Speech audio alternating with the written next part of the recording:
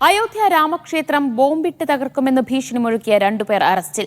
മുസ്ലിം പേരുള്ള വ്യാജ അക്കൗണ്ട് വഴി ഇമെയിൽ സന്ദേശം അയച്ച UP ഗോണ്ട സ്വദേശികളായ തഹർ സിംഗ്, ഓം പ്രകാശ് മിശ്ര എന്നിവരെയാണ് പോലീസ് അറസ്റ്റ് ചെയ്തത്. വിഷ്ണു പ്രസാദ് വിവരങ്ങൾ നൽകും ഡൽഹിയിൽ നിന്ന്. വിഷ്ണു, എങ്ങനെയായിരുന്നു ഇവരുടെ ഭീഷണി സന്ദേശം? അതായത് പ്രതിഷ്ഠാ ദിന ചടങ്ങിന്റെ അന്ന് ബോംബ് വെച്ച് തകർക്കുമെന്നായിരുന്നു ഭീഷണി. എങ്ങനെയായിരുന്നു ഇവരുടെ അറസ്റ്റ്?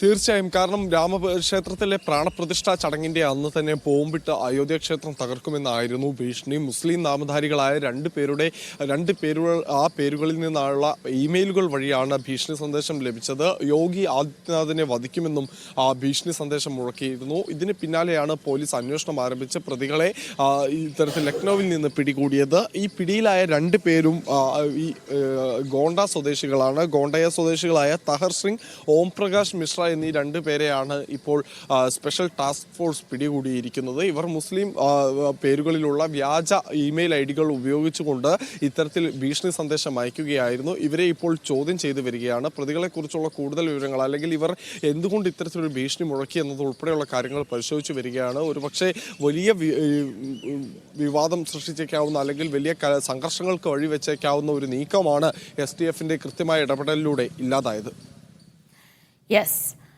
രാമക്ഷേത്രം ബോംബ് വെച്ച് തകർക്കുമെന്ന് ഭീഷണി മുഴക്കിയ 2 പേരെയാണ് ഇപ്പോൾ അറസ്റ്റ് ചെയ്തിരിക്കുന്നത്. UP ഗോണ്ട സ്വദേശികളാണ് അറസ്റ്റിലായത്. വിഷ്ണു പ്രസാദാണ് വിവരങ്ങൾ നൽകിയത്.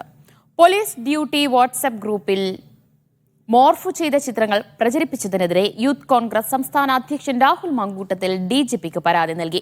തനിക്കെതിരെ മോർഫ് ചെയ്ത ചിത്രങ്ങൾ പ്രചരിപ്പിച്ചു, പോലീസുകാർക്കുള്ള പെരുമാറ്റച്ചട്ടം ലംഘിച്ചു എന്നും പരാതിയിൽ പറയുന്നു.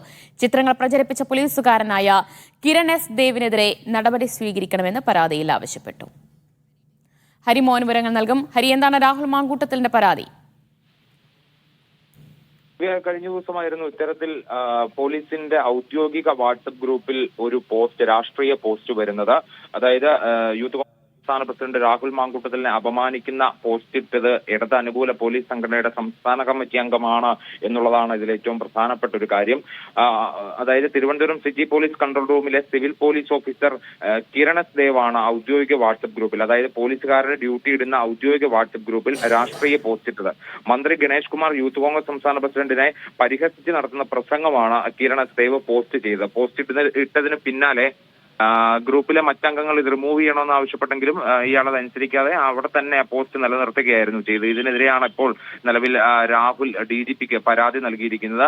പരാതിയിൽ പറയുന്ന പ്രധാനപ്പെട്ട കാര്യങ്ങളെന്ന് പറയുന്നത് തനിക്ക് അവമതിപ്പുണ്ടാക്കണമെന്നുള്ള ഉദ്ദേശത്തോടെയും കരുതലോടെയുമാണ് കിരൺ S. ദേവ് ഈ കുറ്റകൃത്യം ചെയ്തിട്ടുള്ളത്. തന്റെ അറിവോ സമ്മതമോ കൂടാതെ തന്റെ ചിത്രം മോർഫ് ചെയ്ത് ഉപയോഗിച്ചതായി കാണുന്നു. തനിക്കെതിരെ കളവായ ചിത്രങ്ങളും വാർത്തകളും സോഷ്യൽ മീഡിയ വഴി പ്രചരിപ്പിച്ച ഗുരുതര കുറ്റകൃത്യത്തിൽ ഇയാൾ ഏർപ്പെട്ടിട്ടുള്ളതിനാൽ ഒരു പോലീസ് ഉദ്യോഗസ്ഥൻ രാഷ്ട്രീയ അഭിപ്രായ പ്രകടനങ്ങൾ പൊതുമധ്യത്തിൽ നടത്താൻ പാടില്ല എന്ന നിയമപരമായ പെരുമാറ്റം പുലർത്താത്തതിന് തനിക്ക് പരാതിയുണ്ട് എന്നുള്ളതാണ് രാഹുൽ മാങ്കൂട്ടത്തിൽ പരാതിയിൽ ചൂണ്ടിക്കാണിക്കുന്ന ഒരു പ്രധാനപ്പെട്ട കാര്യം. ഇതിൽ എടുത്തു പറയേണ്ടത് ഈ ഔദ്യോഗിക വാട്സപ്പ് ഗ്രൂപ്പിലാണ് ഇയാൾ ഈ പോസ്റ്റ് ഇട്ടത് എന്നുള്ളതാണ്. ഇത് എല്ലാ സർവീസ് ചട്ടങ്ങളുടെയും ലംഘനമാണ് എന്നുള്ളതാണ്.